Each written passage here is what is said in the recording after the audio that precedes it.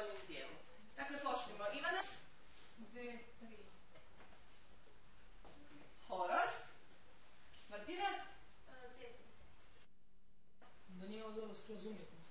Je, bravo. Umjetnost.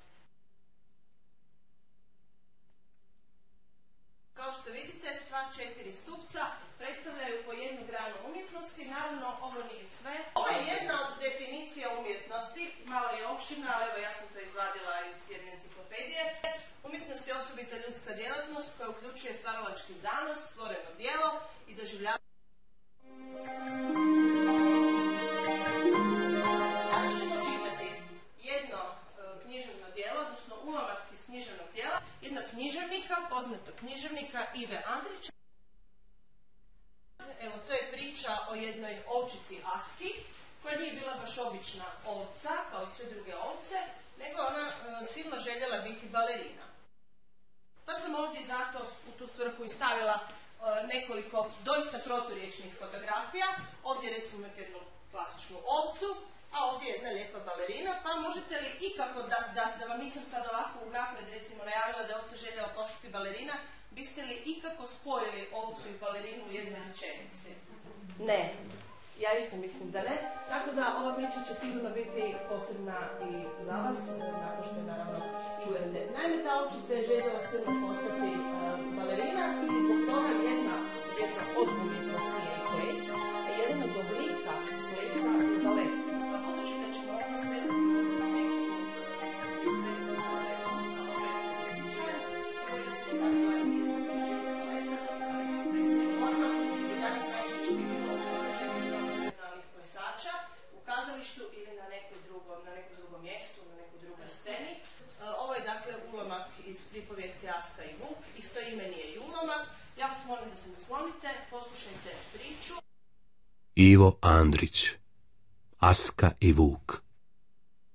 Jednog dana, kad je završila sa dobrim uspjehom razred, Aska je stala pred majku i izjavila da želi učiti baletsku školu. Majka se najprije odlučno oduprla, navodila je mnoge razloge, dokazivala je da nalazimo dva simbola. Koji su to? Strme livade i?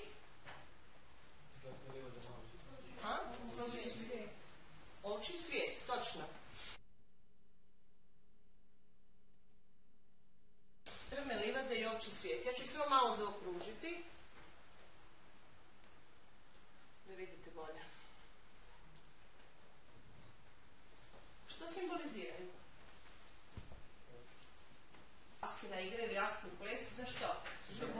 Za život. Nešto tako otprilike ćemo i ovdje naći. Dakle, Aska je ljepotom svoje igre sačuvala vlastiti život od pogibelji koja joj je prijetila. Sad ćete vi malo sudjelovati. Vaš je zadatak da složite u svakom retku riječi kako bi trebale biti, da biste dobili pravilni redoslijed. Ako ste dobro složili, dakle izgovorit ćete usmeno. Ako ste dobro izgovorili, doći ćete ovdje kliknuti na posljednju riječ. Ako je dobro, dakle složit će se na pravo mjesto, pa ćemo vidjeti jeste li pogodili. Ajde, još prvo. Treba spojiti riječi. Ti samo reci prvo kako bi ti prvu rečenicu. Vuk najlazi nas. Vuk najlazi nas. Klikni na Vuka, pa ćemo... Bravo. Daj neku nolovku. Probajte drugu rečenicu.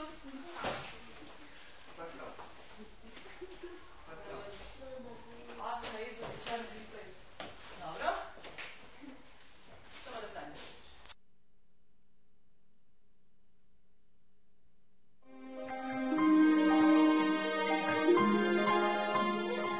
Sad ćemo vidjeti kakva je ovca ili djevojčica bila Aska. Ja sam ovdje nanizala puno karakteristika, nisu sve istinite. Martina, odi, dovuci. Dakle, samo ćete dovući olovkom riječ na mjesto unutra bilo kamo, moraš odabrati. Dobro. Bravo, daj neko dalje. Odaberite karakteristiku koja je Askina. Ajde.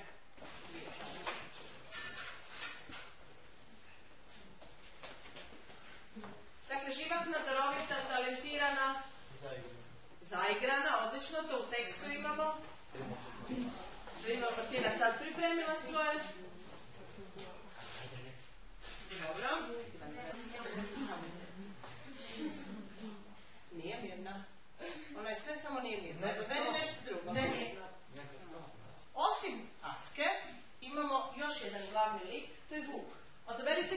karakteristiku koja ide za Vuka i odaberite karakteristike koje su za Asku, da ucite ih na pravo mjesto. Ako je točan odabir, ostaće na tome mjestu. Odite mislim, pored nje.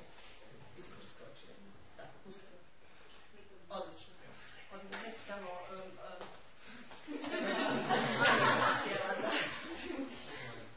Dove. Činila ono što je najbolje znala, stvarala je i time odvlačila pažnju Vuka, a zapravo i cijelo vrijeme pozivala pastire da je dođu spasiti. I ovdje je još jedna pouka: umjetnošću se pobjeđuje zlo, i to s time bi ujedno ovdje i završila.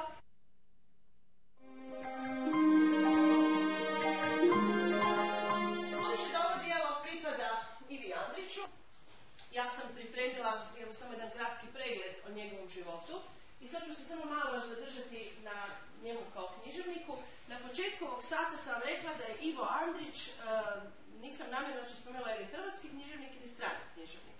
Naime, Ivo Andrić, kao što vidite, rođen je 1892. u Dolcu kod Travnika, to je Bosna i Hercegovina. Djetinjstvo je probao u Višegradu, mladost u Sarajevo, znači još uvijek na prostoru Bosne i Hercegovine. Studirao je u Zagrebu na Filozofskom fakultetu, potom je malo obilazio neke poznate gradove sa fakultetima u Beču, Krakovu i Gracu, a drugi svjetski rat proveo u Beogradu, gdje je u stvari ostao i živio sve do svoje smrti, a cijeli svoj život se bavio književnim radom. Umro 1972. Dodjela Nobelove nagrade. Cette même littérature commence à se faire une place à sa mesure dans la légitime tendance d'offrir elle aussi sa contribution à la littérature mondiale.